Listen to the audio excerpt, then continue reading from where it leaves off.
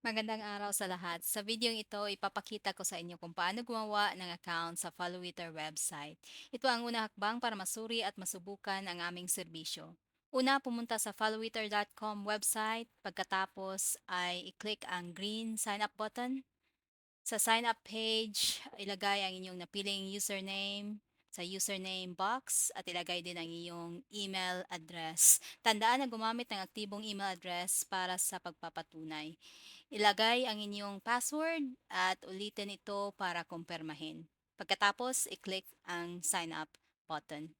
Ang uling hakbang ay suriin ang inyong mailbox para sa email verification. Sundin lang ang instruction sa inyong email.